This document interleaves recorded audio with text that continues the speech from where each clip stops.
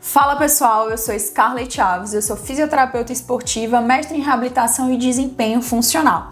Hoje o nosso objetivo aqui é conversar sobre reabilitação dentro do cenário esportivo, mas antes deixa eu contar uma história para vocês. Eu fui convidada pela sociedade SBOT, que é a Sociedade de Traumatologia e Ortopedia, uma sociedade médica, para conversar sobre reabilitação esportiva.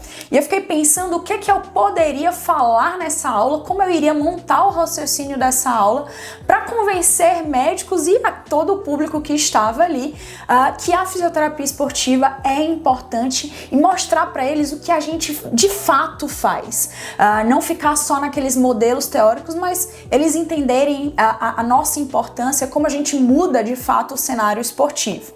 Então eu tentei criar um raciocínio sobre o que é a lesão esportiva, quais são, sim, os modelos teóricos, porque a gente precisa de base teórica para entender o surgimento de lesão ou como a gente pode diminuir fatores de risco para falar sobre prevenção dentro do cenário esportivo e chegar ali no momento de monitoramento, o que de fato eu faço na reabilitação, como que funciona o meu tratamento, qual que é o pilar, qual que é a base do meu tratamento, para entender, né, ali um pouco da importância da fisioterapia esportiva. Então, basicamente é lesão, modelos teóricos, o que de fato importa no tratamento, formas de monitorar que a gente vai conversar um pouquinho hoje. Então, vamos lá. Dentro do cenário esportivo, quando a gente pensa sobre lesão, a gente tem que entender que a lesão é multifatorial.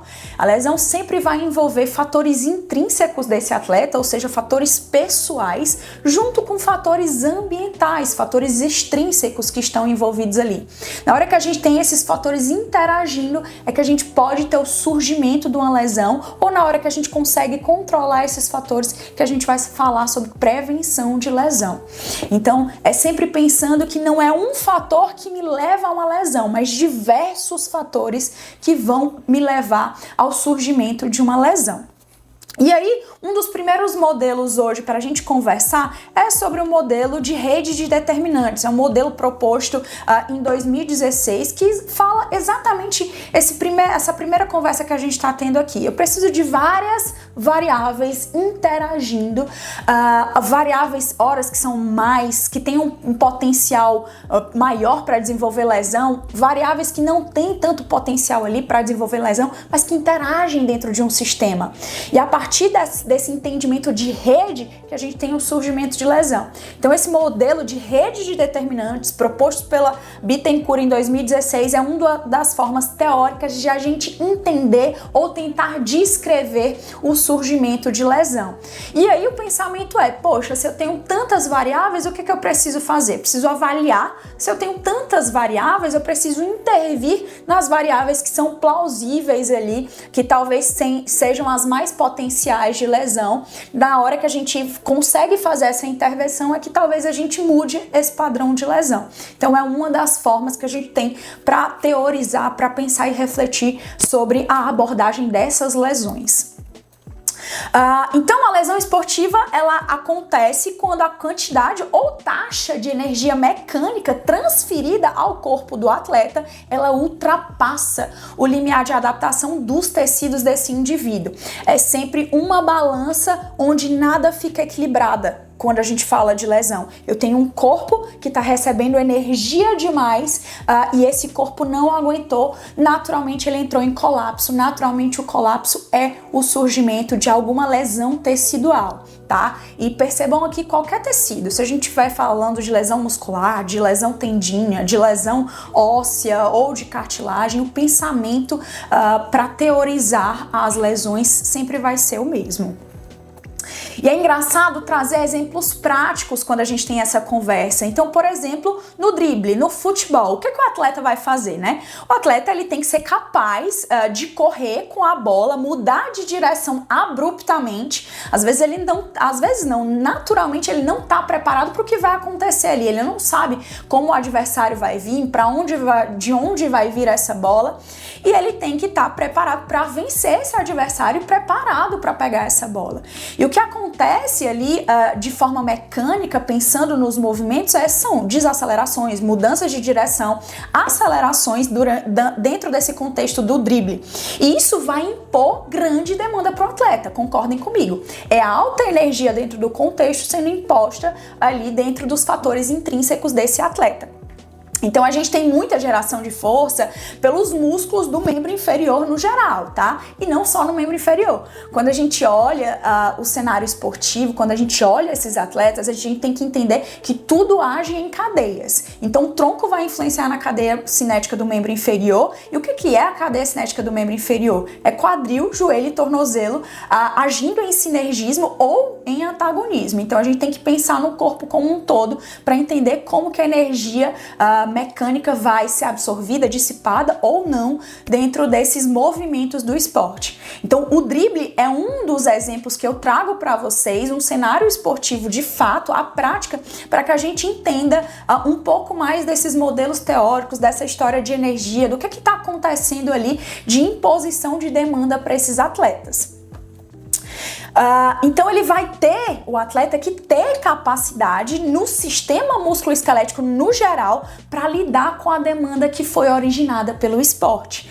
E aí eu quero conversar com vocês sobre o segundo modelo, que é o modelo capacidade-demanda. A gente conversou sobre o primeiro modelo de entendimento de lesão, que é o modelo de redes de determinantes. Agora a gente entra no segundo modelo teórico, que é o modelo de capacidade-demanda. Esses modelos, eles são muito parecidos, se vocês forem ver. São diferentes formas de explicar a mesma coisa. Sempre o que eu quero que vocês fixem na mente é que há uma balança. Um lado dessa balança é o atleta, o que ele tem de capacidade, e do outro lado é o que ele vai enfrentar, é o que a gente tem de demanda. Então o modelo relacional é exatamente isso. Esse segundo modelo que eu estou propondo para vocês entenderem. A gente tem as capacidades e a gente tem a demanda. Se essa balança está desequilibrada, há lesão. Se essa balança está equilibrada, a gente tem um potencial ali de redução de fator de risco para lesão. A gente tem um pouco mais de homeostase nesse sistema, ok? Então a gente tem que sempre procurar esse equilíbrio e esse equilíbrio vai vir por cada vez mais a gente observando as variáveis desse atleta. Força nas mais variáveis, nas mais variações da força, tá? Então, por exemplo, força potente, força máxima, força resistente. Um atleta, ele vai precisar dessas variações para exercer o esporte. E é quando a gente olha para cada variável que a gente consegue ali tentar identificar e tentar mudar o cenário, ok? E a gente sempre vai falar também, quando a gente tá conversando sobre lesão, sobre energia mecânica, né? Sobre o que tá agindo ali naquele corpo. O objetivo é sempre que o atleta consiga dissipar a energia e não acumular. Acúmulo de energia mecânica me fala sobre muita demanda para os tecidos. E aí, então, pegando aqui o resumo da ópera. Falamos de rede de determinantes, falamos de modelo teórico aqui de capacidade e demanda. Uma outra coisa que é muito conversada também para entender esse contexto é sobre carga, tá? Entendam carga externa sendo tudo que age sobre o atleta. Então, é o tanto de esporte, é o tanto de atividade física, é tudo que vai interferir nesse corpo ou nesse sistema. Quando nós falamos de carga, nós precisamos encontrar a carga ótima para esses indivíduos. Percebam que se eu tenho muita carga agindo no sistema, eu tenho lesões por sobrecarga. Se eu tenho baixíssima carga agindo nesse indivíduo, eu não tenho tecidos preparados para a dinâmica do esporte ou para a própria dinâmica do nosso dia a dia. E eu vou ter as lesões por desuso. Então, basicamente, tudo nos nossos sistemas se refere à carga externa.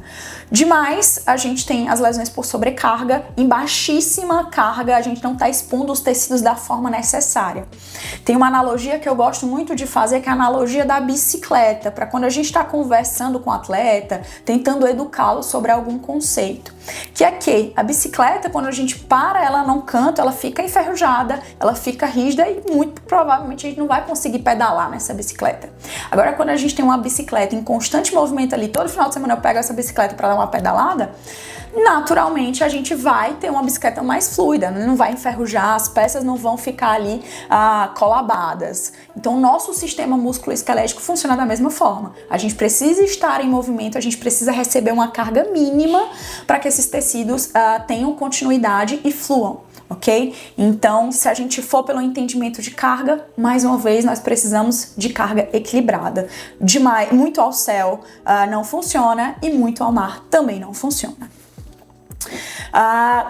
É interessante sempre trazer, independente do tipo de reabilitação que você estiver fazendo, tá? Nós fisioterapeutas temos que reforçar essa frase do Phil Glasgow, que é: a reabilitação é treinamento na presença de lesão. Eu não tiro esses atletas do esporte, eu preciso fazer redução de volume, eu preciso fazer redução de carga externa agindo nesse sistema. Em nenhum momento nós fisioterapeutas esportivos precisamos tirar completamente esse atleta do esporte, porque a gente reduz outras capacidades, capacidade aeróbica, por exemplo. Então o objetivo é que ele esteja inserido no esporte com baixo volume e que a gente vá inserindo pequenos treinamentos ali para que a gente tenha volta desse atleta ao esporte, para que a gente tenha volta dos tecidos à homeostase. Então a reabilitação é treinamento. A gente não parte mais do pressuposto hoje que fisioterapia é fisioterapia passiva, mas sim ativa. Nós impomos exercício, nós impomos carga a esses indivíduos para que eles fiquem bem, tá? Então é muito importante reforçar isso dentro do cenário da fisioterapia no geral, tá? Nós precisamos treinar indivíduos, nós precisamos treinar pessoas para o contexto do esporte, para o contexto da vida. Pensem só, eu só consigo caminhar se eu treinar a caminhada. Eu só consigo me levantar de uma cadeira se eu treinar ou sentar e levantar. Então, muitas das coisas mais básicas podem ser resolvidas com treinamento. Não levem esse pensamento só para o esporte. Isso é um pensamento bem mais amplo. Voltando, eu quis reforçar nesse momento para vocês o que é a reabilitação. A gente saiu dos entendimentos sobre lesão, modelos teóricos, agora a gente está aqui no cerne. Tá, beleza, entendi o que é lesão, o atleta desenvolveu lesão, não consegui fazer prevenção. O que a gente vai fazer? Se nós estávamos falando que carga é algo que precisa ser modulado, demais não funciona, baixíssima carga também não funciona, então a dica mais clara e óbvia para vocês é: precisamos encontrar a carga ótima para esse sistema. E a carga ótima é bem individual. Concordem comigo que eu, Scarlett, para mim, a carga vai ser uma e para o meu atleta vai ser outra completamente diferente. Nós temos exposições e contextos completamente diferentes. Então, o importante é encontrar a carga individual, né? O que funciona para aquele sistema. E aí é muito importante aqui também falar sobre os princípios do treinamento. Quando a gente fala de treinamento físico e faz a inserção de exercícios para reabilitação, nós temos que levar em consideração sobrecarga, adaptação, continuidade, reversibilidade, que são esses princípios do treinamento, que inclusive a gente tem tanta conversa para ter sobre esses princípios que pode ser uma outra aula só de princípios de treinamento. Mas aqui o importante quando a gente fala de carga é: eu preciso, se o atleta que está em sobrecarga, diminuir um pouco. O atleta ou a pessoa que não tem exposição suficiente, subir um pouco dessa carga, tá? Vamos pensar aqui no cenário esportivo e pensar que esse atleta está em sobrecarga. Então, uma das coisas que a gente vai fazer é redução de demanda. E essa redução de demanda tem que ser muito atrelada entre a equipe profissional que está com esse atleta. Dentro da alta performance, principalmente. Fisioterapeutas que estão inseridos em clubes de futebol, clubes coletivos ali, vão ter que conversar com o técnico, vão ter que conversar com o médico, fisiologista, diversas pessoas e profissionais que estão com aquele atleta. Se você está falando de um atleta recreacional, amador, talvez isso seja mais fácil de fazer, essa redução de volume. Porque trazendo isso para o exemplo de corrida, que é o que eu mais atendo hoje, o que a gente tem? Poxa, o atleta estava correndo demais, o volume estava muito alto, semanal, batendo ali vários quilômetros, então o que eu faço? converso com esse atleta e converso com o treinador dele de corrida para, poxa, eu preciso fazer uma redução de volume. Essa quilometragem muito alta talvez tenha sido o que te levou à lesão. Claro que existem outros fatores, é multifatorial, a gente está falando de carga externa, mas existem fatores intrínsecos ali, muito provavelmente esse atleta não tem capacidade. Mas nós precisamos reduzir a demanda. Então, a gente vai conversar com o treinador, conversar com o atleta para fazer uma modificação desse volume ou a própria intensidade, que aqui no cenário da corrida, quando a gente fala de intensidade, a gente está falando de velocidade, tá? Então sempre pensem aí que volume e intensidade tem que ser variáveis moduladas quando a gente quer redução da demanda esportiva. E obviamente a gente tem que fazer incremento de carga. Então se nós fôssemos desenhar um gráfico, eu faço uma redução pequena ou até um pouco mais da demanda esportiva, a depender do caso clínico que eu tenho, e vou fazendo pequenos incrementos de carga do esporte e incrementos de carga no cenário de estou mudando as capacidades desse atleta. Então é como se o meu gráfico descesse, mas aos poucos esse gráfico vai subindo. E nesse gráfico, se a gente tiver pico, subo muito e de repente meu atleta não aguentou, desce de novo, a gente com certeza vai estar errando na nossa conduta. Tem que ser um gráfico mais contínuo de pequenas subidas e sempre pensando em progressão, tá? Então, basicamente, quando a gente fala de carga para esses indivíduos, é isso. Tem um pouco de redução da demanda do esporte, mas vou fazendo incrementos em capacidades físicas, funcionais, intrínsecas desse indivíduo. Tem um artigo muito interessante que a gente precisa conversar sobre ele. O título do artigo é How Much, How Fast. É um artigo do Tim Gabbett, que é uma das pessoas hoje que mais fala sobre lesão no esporte, sobre o que a gente pode fazer de controle de carga para o esporte. E ele fala basicamente que nós precisamos de tempo. A variável tempo talvez seja a mais importante para a gente pegar um atleta que está em sobrecarga e mudar o cenário dele, para pegar um atleta que não está preparado para o esporte e entregá-lo preparado para o esporte. Aqui sempre vai ser um jogo de capacidades físicas e demandas esportivas, mas o tempo para ele atingir essas demandas, o tempo para ele ganhar capacidades talvez seja a nossa variável aí. E o importante é entender que a gente precisa fazer isso de forma progressiva e gradual, porque lembrem-se, se nós tivermos picos nesse gráfico, nós com certeza vamos estar errando na imposição de planilhas de treinamento, de prescrições de exercício e carga. Então, basicamente, nós também temos que falar sobre mudanças de capacidade. Nós falamos sobre mudança da carga que está sendo imposta nesses atletas, mas nós também precisamos falar sobre mudanças nas capacidades. O atleta, quando ele chega no momento mais inicial para você na avaliação e depois no momento de pós-avaliação, no momento de alta, ele precisa mudar a capacidade, ele precisa ganhar, né? E aí pensem naquelas coisas mais básicas, força, potência, mobilidade, o que for que você encontrar de déficit, isso tem que ser sanado para que a gente tenha cada vez menos chances de lesão novamente, tá? Então, como que a gente muda a capacidade? Com exercício. E aqui nós não estamos falando só sobre o potencial mecânico dos exercícios, eu faço um exercício de mobilidade para ganhar amplitude de movimento, eu faço um exercício de um alongamento para ganhar flexibilidade, eu faço força para ganhar força. Isso é potencial mecânico, isso são as capacidades mecânicas do exercício. Mas eu tô falando aqui do exercício como dessensibilizador do sistema nervoso central. A gente faz exercício para causar redução da dor, para atingir vias endógenas analgésicas, para que a gente consiga mudar o cenário ali doloroso desse atleta. Então, nós não fazemos exercício só como uma forma de impor carga.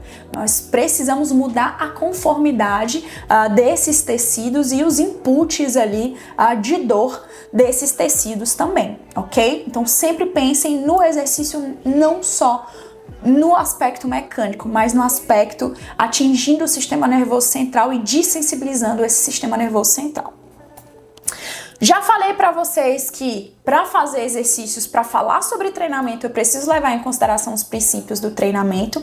Então, só para citar quais são esses princípios, né? Individualidade biológica, sobrecarga, adaptação, reversibilidade, especificidade e continuidade. toda hora que a gente fala de treinamento, nós precisamos levar em consideração esses princípios. E talvez, gente, o que seja mais importante seja entender a relação volume-intensidade, tá? Na hora de prescrição de exercícios, na hora de falar sobre carga de treinamento, essa balança de volume e intensidade, ela também tem que estar alinhada. Uma coisa que vocês vão ver que nunca acontece é se eu tô em alto volume, eu tô em alta intensidade. Essas progressões, elas são feitas 1 hora em volume e 1 hora em intensidade. E obviamente quando a gente atinge a alta performance, pensem aí em Asana, Bolt, com certeza eles vão ter planilhas too much. Mas a gente tá falando de um outro perfil de atletas e que eles tiveram capacidade para chegar nessa demanda excessiva, tá? Mas pensando aqui num cenário mais inicial, a gente precisa primeiro progredir de uma forma, um volume, depois a gente progride de outra, e cada vez que a gente vai fazendo essas variações volume e intensidade, aí a gente tem os modelos de periodização de treinamento. Esse conteúdo talvez é um conteúdo que não chega para todos os fisioterapeutas. É um déficit hoje na nossa grade curricular falar propriamente sobre prescrição, periodização, treinamento, porque muito foi visto antigamente que a fisioterapia era mais passiva, a fisioterapia era aquela coisa mais maca. Quando a gente entra dentro do cenário profundo da fisioterapia esportiva e se atualiza sobre reabilitação, a gente entende que todos esses conceitos que nós estamos discutindo nessa aula são extremamente importantes.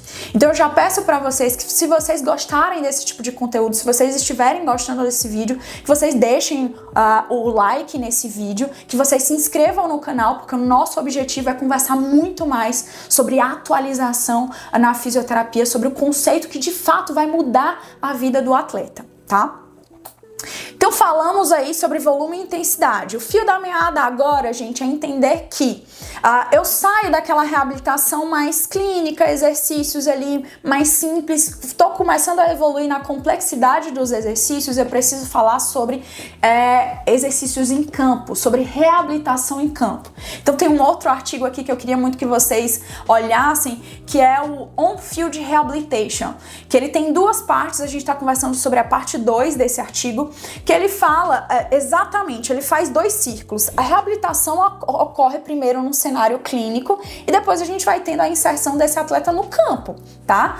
No campo, pensem no atleta de futebol, no atleta de vôlei ou próprio corredor de rua. A gente vai saindo de um cenário mais de esteira ou de treinamento adaptado, de redução de volume e inserindo ele cada vez no esporte dele. Então nós temos fases de retorno ao esporte, não é terminou a fisioterapia, joguei de novo pro esporte dele. Não, nós temos que ir inserindo cada vez mais coisas que são parecidas com o esporte, fazendo exercícios dentro do campo, fazendo exercícios semelhantes ao esporte dele, para que a gente tenha uma liberação mais segura. E aí nós temos em muitos modelos de reabilitação critérios de retorno ao esporte. Mas o que esse artigo fala é exatamente sobre ter uma fase de reabilitação em campo, uma fase de retorno às competições, uma fase de retorno à performance e uma fase de retorno ao esporte de fato. Então percebam só, para eu chegar lá, eu tive mais 3 fases antes ali em campo. Ok? Não é que eu já liberei para o campo, ele vai voltar com a mesma performance. Existem estágios. Na hora que a gente entende isso enquanto fisioterapeuta, as coisas ficam um pouco mais claras para realmente ter fases ali e entendimento sobre tudo isso, segurança sobre esse retorno ao esporte. E dentro desse artigo ele também traz coisas que são bem interessantes, como por exemplo, você não começa em campo com esse atleta com movimentos específicos do futebol ou com habilidades técnicas, você primeiro começa com movimentos lineares. O passo 1 é movimento linear. Depois eu vou dar movimentos multidirecionais, porque esportes envolvem mudanças de direção. Depois eu vou tentar desenvolver habilidades específicas, técnicas, e esse artigo traz um pouco mais uma vertente para o futebol. Para depois vir para movimentos mais específicos daquele esporte e, por último, simular de fato a prática. Então, o que eu tô querendo dizer para vocês é que existem estágios para a gente prescrever exercício, para a gente progredir exercício, tanto o exercício em si como os fatores ali que envolvem o esporte, certo? Então, existem estágios para isso. É bem interessante esse artigo, ele é bem mais voltado para o futebol, mas o conceito a gente pode aplicar em qualquer esporte. Se nós estamos falando dentro da reabilitação, né, e eu já falei para vocês, a gente precisa fazer prescrição de exercício, a gente precisa periodizar, a gente precisa impor carga nesses atletas, existem estágios da reabilitação dentro da clínica, dentro do campo. Eu preciso falar para vocês também sobre monitoramento. Aqui, mesmo que seja um cenário esportivo e a gente fique sempre mais atrelado ao âmbito físico, nós também precisamos entender os outros contextos, né? E aí a gente tem que trazer de novo o modelo biopsicossocial para entender todos os indivíduos que passam por nós profissionais. Então entendam que tem diversos contextos, talvez a gente se atrele ainda um pouco ao contexto físico, mas o que eu estou querendo trazer para vocês é monitorar. Monitorem essas pessoas durante a reabilitação, seja na clínica ou seja em campo. E tem um modelo que é bem citado hoje na literatura para diversos tecidos do sistema músculo-esquelético, que é aquela coisa, você tem a régua da dor, que vai de 0 a 10. Se você estiver fazendo exercícios ou atividades em campo que vão de 0 a 5 de dor, esse atleta pode continuar a execução dessas tarefas, não há problema. Ele precisa se adaptar ou se readaptar à exposição, à quantidade de demanda ali. Se de fato esse atleta tem uma dor superior a 5 nessa régua de dor, aí nós estamos falando de alguma alteração que deve ser feita, tá? Alteração de volume, alteração de intensidade, alguma coisa precisa ser mudada dentro dos exercícios ou dentro da exposição em campo, porque com certeza se a dor está superior a 5, ele ainda não está com a capacidade para aquele tipo de prescrição ou para aquele tipo de demanda que você está tentando impor. Então é muito interessante monitorar esse atleta durante a exposição e depois da exposição. Existem tecidos que respondem de forma tardia à carga. O tendão é um deles, que no momento que está sendo exposto, ele pode ter uma resposta menos dolorosa, mas no dia seguinte ele pode ter uma resposta mais dolorosa. E isso significa, um dia depois com dor, que você impôs carga demais e você tem que fazer uma readaptação do seu treinamento. Então, monitorar durante e depois as sessões de fisioterapia ou os encontros de exposição é extremamente necessário para conseguir evoluir e ter noção se você precisa regredir com esse atleta. Ok? Então, finalizando aqui, nós saímos da perspectiva lesão, modelos teóricos, falei para vocês o que é importante na reabilitação, que nós fazemos treinamento, que nós precisamos entender variáveis do treinamento físico, que nós precisamos monitorar esses atletas. É assim que eu fecho essa aula para vocês hoje. Eu espero que alguns conceitos tenham sido aplicados aqui, eu espero que vocês façam boas reflexões sobre esses conteúdos, porque para mim a fisioterapia esportiva permeia nesses assuntos de treinamento. E sempre lembrem-se que eu estou há alguns anos aqui nas redes sociais levantando a bandeira do conduta baseada em exercícios. É assim que a gente consegue tratar de forma assertiva os nossos pacientes e os nossos atletas.